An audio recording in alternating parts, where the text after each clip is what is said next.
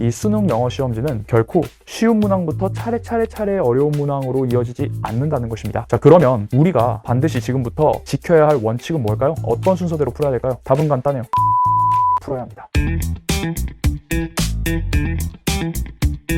자, 이 그래프를 봐주세요. 이 그래프는 평가원 독해문항 4개년의 평균 오답률을 보여줍니다. 정확한 데이터를 가지고 지금부터 하나하나 말씀드리겠습니다. 1번부터 17번이 듣기라는 건 여러분들이 아마 아실 테고, 본격적으로 이 독해문항이 18번부터 45번까지 총 28문제가 준비되어 있죠. 자, 그런데 한 가지 주목해야 될 게 이 세로축이 오답률입니다. 그러면 이 오답률이 높으면 어려운 문항이에요? 쉬운 문항이에요? 엄청 어렵다라고 이해를 해줘야 되겠죠. 주목해야 될 부분은 이 수능 영어 시험지는 결코 쉬운 문항부터 차례 어려운 문항으로 이어지지 않는다는 것입니다. 그런 식으로 배치되어 있지 않아요. 자, 그러면 우리가 반드시 지금부터 지켜야 할 원칙은 뭘까요? 어떤 순서대로 풀어야 될까요? 답은 간단해요. 쉬운 유형부터 먼저 풀어야 합니다. 난도가 쉬워서 내가 맞힐 수 있는 것부터 먼저 풀어나가야 해요. 그래서 우리는 1페이지부터 8페이지 그 풀이 순서를 빨주노초 파남보로 이렇게 표현을 했어요. 그러니까 빨주노초 파남보 순서대로 여러분들이 문제를 푸시면 되겠습니다. 그러면 이 마지막 4개가 남는다. 이 4개는 뭐냐면 이 회색으로 표시된 영역 보너스룸으로 평균 오답률이 가장 높은 4문제예요. 빈칸 33, 34, 그 다음에 순서 2개 중에서 두 번째 37번, 삽입 2개 중에서 두 번째 39번이 가장 평균 오답률이 높아요. 그래서 빨주노초 파보 풀고 그 다음에 이 회색 구간 우리가 최대한 건드려보자 라는 전략입니다. 사실 영어는 90점만 넘으면 1등급이잖아요. 그러니까 이거 4개 합하면 10점이거든요. 그러니까 사실 다 틀려도 1등급이에요. 근데 여기서 한 문제만 맞추면 아주 안정적인 1등급이 되는 거죠. 그렇게 해서 우리가 이 순서대로 갈 겁니다. 25학년도 대학 수학능력 시험지가 있습니다. 근데 시험지가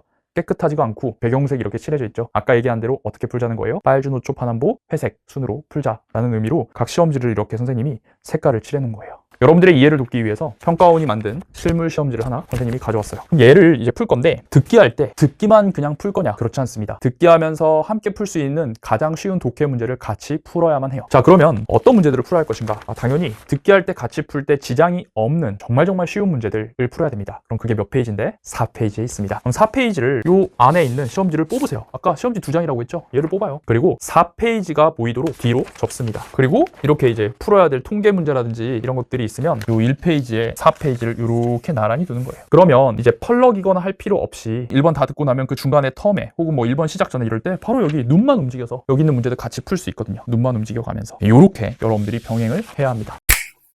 자, 정리할게요. 표지를 넘기고 1페이지를 보자. 동시에 요 안에 있는 4페이지가 포함된 문제지를 분리하여 4페이지가 잘 보이도록 이렇게 뒤로 접어주세요. 자, 그런 다음 1페이지와 책상 위에 나란히 배치를 해놓고 이 눈알만 움직이면서 1페이지와 4페이지를 병행해서 풀어나가시면 되겠습니다. 그럼 이제 어디로 가야 돼요? 빨간 걸 다 풀었으면 빨주로 가야 되겠죠? 주황색이 어디에 있냐면 2페이지입니다. 오렌지 룸은 13, 14, 15, 16, 17 듣기와 바로 오른쪽에 있는 쉬운 독해 18, 19번 푸는 거예요. 자, 그럼 여기까지 하면 듣기가 끝나요. 자, 이제 어디로 가야 돼요? 빨주, 옐로우 룸으로 가야 되겠죠? 옐로우 룸은 잘 들으세요. 여기 20번이 아니에요. 여기 노란색이 아니잖아. 지금 무슨 색이야? 초록색이에요. 옐로우 룸은 어디냐면 맨 뒤에 40번대를 먼저 풀 겁니다. 다시 이게 되게 중요해. 듣기가 끝나고 나면 몇 번으로 달려간다? 맨 끝에 40번대로 먼저 달려간다라는 겁니다. 그래서 왜 그래야 돼요? 원칙대로 하는 거예요. 우리 아까 원칙이 뭐였습니까? 쉬운 것부터 먼저 풀자가 원칙이었죠. 자, 40번대에는 정말 쉬운 문제가 있어요. 그게 뭐냐면 요 일지문, 산문항, 장문 독해가 있습니다. 이거 사실상 읽기만 하면은 풀 수 있잖아요. 그래서 우리가 이거부터 먼저 풀어야 됩니다. 얘가 독해 문항 중에서 가장 난도가 쉽기 때문이에요. 여기까지 이해되시죠? 그럼 여기 이제 40번대를 먼저 풀 거거든요. 여기서도 가장 쉬운 게 43, 44, 45니까 얘를 먼저 풀어요. 그 다음은 뭐 풀어야 될까요? 물론 바로 왼쪽에 있는 장문 독해, 일지문, 이문항을 풀어도 되겠지만 보통 학생들이 체감하는 게 이게 제목 플러스 어휘 유형까지 있다 보니까 조금 많이 두려워해요. 그리고 실제로 오답률도 얘가 조금 높은 편입니다. 그래서 저는 여기에 써놨는데요. 마지막 장으로 넘어왔으면 43, 44, 45번 풀고 그 다음에 요약 40번 풀고 장문 독해, 일지문, 이문항을 마지막으로 풀어주세요. 쉬운 것부터 먼저 푼다라는 그 원칙 여기서도 일관되게 적용됩니다. 자, 이렇게 40번대를 먼저 풀면 가장 큰 이점이 뭐냐? 초반에 얘들을 풀어두면 확실히 시험 종료 시간이 다가올수록 느껴지는 부담이 덜해요. 여러분 그런 경험 한 적 없어요? 시간 막 7분 남았는데 여기 장문 독해 막 이렇게 긴 거 있잖아요. 그러면 글이 거의 다 튕겨요. 이해가 하나도 안 되고 막 패닉에 빠진단 말이에요. 이거 만약 잘못 읽어가지고 틀리면 혹은 다 못 풀면 세 문제를 날려야 되잖아. 너무 커 데미지가. 그래서 반드시 40번대를 먼저 푼다. 여러분들 40번대를 먼저 풀면 여러분들의 시험지의 마지막 문제가 39번이 됩니다.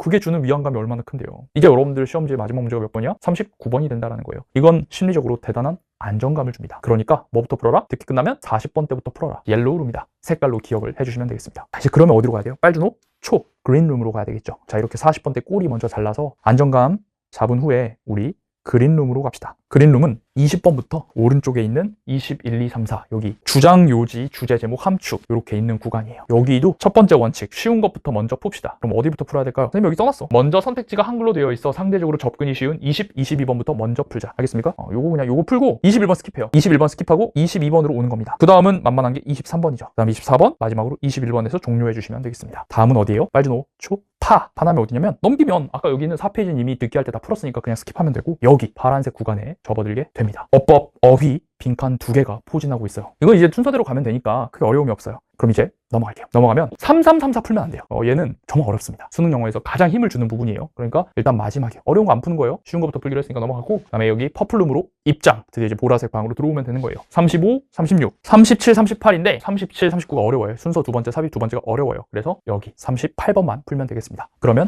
보라색은 끝납니다. 2등급 목표인 학생들은 여기까지 풀고 게임 끝내면 되겠습니다. 나머지 그 어려운 네모낭은 찍으시면 돼요. 찍어서 한 문제라도 맞추면 진짜 개이득이고 여기까지만 풀면 된다. 그리고 1등급 학생들이 이제 2시 8분이니까 12분 남았죠. OMR 찍고 그다음 남은 4문제 내가 풀 수 있는 만큼만 풀면 됩니다. 만약 여기까지 다 맞췄다면 여기서부터 이제 한 문제만 맞춰도 안정적인 1등급이 나오게 되는 그런 전략입니다. 100점을 맞출 필요가 없으니까요. 이렇게 여러분들이 풀어내시면 되겠어요. 그래서 이걸 잘 복습하셔가지고 여러분들이 실제 모의고사 풀 때 이거를 적용해 나가세요.